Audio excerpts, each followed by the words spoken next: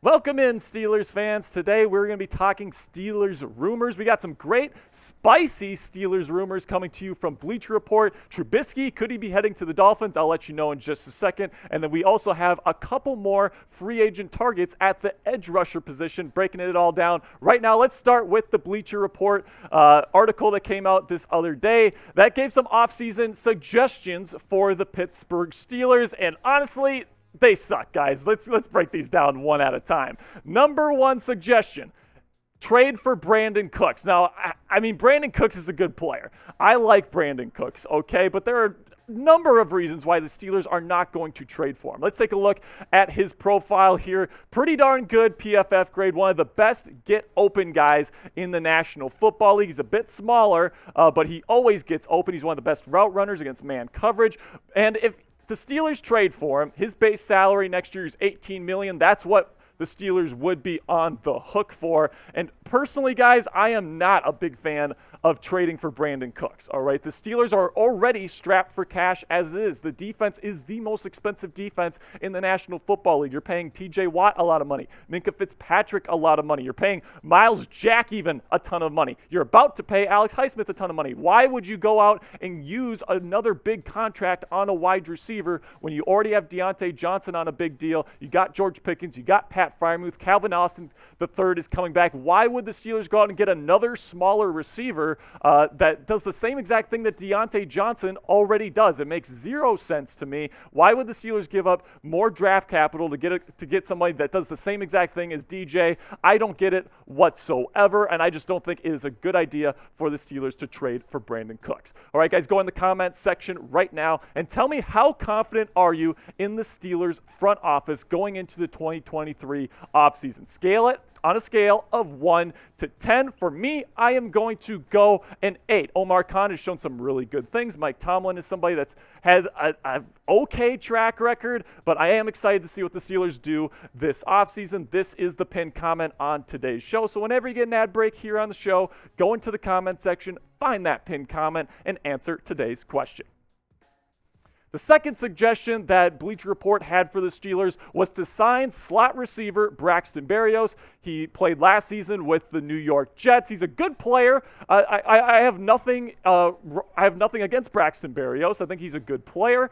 But at the end of the day, he's 5'9", 190 pounds. He's kind of a get-open guy from that slot position. And my problem with this suggestion is that the Steelers already have a guy like this. There's no reason for them to sign Braxton Berrios. Why would you spend more money when you already have Calvin Austin III on your roster? It makes zero sense to me. Calvin Austin III, look at that. He's lighter than Braxton Berrios, but they do the same thing. They get open. They're both speedsters. They're both kind of smaller guys. Calvin Austin III, I hope, can come in and be that kind of that dynamo there in that slot position, someone that gets open, somebody that creates problems for defenses. I think he's a really good player. And I think that if the Steelers want to add a slot receiver this offseason, which I don't think is crazy, it's going to be for a bigger slot receiver that can help out in the run game, all these different things, and kind of provide a different flavor of slot receiver for Matt Canada and Kenny Pickett to work with. I don't think bringing in a smaller guy makes sense whatsoever. I think if you're going to get a compliment to Calvin Austin III in the slot there, you're going to go someone bigger. All right, guys, let's have a word from our sponsor now at Fanatics, and they have a great selection of terrible towels. If you don't have a terrible towel yet, guys, and you're a Pittsburgh Steelers fan, you're not a true Pittsburgh Steelers fan. This is a necessary part of apparel if you are a Steelers fan. So if you don't have one right now, Fanatics has some great prices on their terrible towels. They got a great selection. They've got a Spanish one in there, a camo one. They got one for Father's Day, Mother's Day as well. They got a couple really good, really cool designs on their terrible towels, or you can just get a regular one. A regular one costs about $12. It's a really fair price, really good price, quick delivery times. I really do recommend that you use the link down below there, chatsports.com/terrible towel, and get your terrible towel today. All right, the third suggestion, the final suggestion here, is that the Steelers sign running back Kareem Hunt. I mean, seriously, what? Kareem Hunt? I like Kareem Hunt. He's a good player, but do they not? I mean, do they not know who Najee Harris and Jalen Warren are? I don't get this. Kareem Hunt, big running back, fast. He cuts really well. He's a good player, really, really good player. He can be a running back 1 in this league. But the thing is, the Steelers don't need a running back, Bleacher Report. Have you ever heard of Jaylen Warren before? I mean, seriously, like Najee Harris is somebody that really started to come into his own as a power running back last season, and Jaylen Warren is somebody that's a great complement to that. He's a good receiver out of the backfield. He's someone that's a bit more dynamic in his speed, right? He's faster than Najee Harris, right? I think these two work great. They're great as a running back 1, running back 2 duo. So I don't understand why Bleacher Report thinks that the Steelers should go out and spend relatively big money on a guy like Kareem Hunt to fill out this depth chart. I mean, you take a look at this. Like, Derek Watt is coming up free agency here at that fullback position. I think they're going to re-sign him. But other than that, like, seriously, you look at Najee Harris. He's fine. Like, maybe he's not worth the first-round pick that the Steelers spent on him, but he's a true running back 1 in this league, in my opinion. And you got Jaylen Warren, who is a true breakout candidate for the Steelers moving into 2023. Going and getting a guy like Kareem Hunt just doesn't make sense whatsoever. I think Bleacher Report knows nothing about the Steelers whatsoever. So go ahead and go into the comment section right now and tell me what you think about these Bleacher Report offseason suggestions. Grade them on a scale of A, B, C, D, or F. For me, I'm going to give them an F, because not only are they not really realistic, I don't think that they really pertain to the Steelers' needs whatsoever. So I'm going to give them an F. I think they're terrible. Bleacher Report usually does a good job, but not with this one. All right, next up, there is a trade rumor going around that Mitchell Trubisky could be traded to the Miami Dolphins to back up Tua Tagovailoa in Miami next offseason. So Jeremy Fowler from ESPN reported that the Dolphins are interested in Mitchell Trubisky to be their backup quarterback next season. But the problem is that his cap hit for next season is $10.625 million. Man, that is a very, very big contract for a backup quarterback. And right now, the Steelers, there's been a bunch of reporting from Fowler that the Steelers want to keep Trubisky as their backup, but they don't want to pay him the over $10 million that he is slated to make next year as a backup. They're trying to get him to sign an extension, kind of lower that cap hit a little bit. But if Trubisky doesn't want that, he could be out the door. And if the Dolphins are willing to pay that cap hit, I mean, they could just send a 7th-round pick to the Steelers, and I would be so happy with that, guys. I don't think it's really in the Dolphins' best interest to go and trade for Mitchell Trubisky. I would just pretty much wait until he hits free agency and then go get him.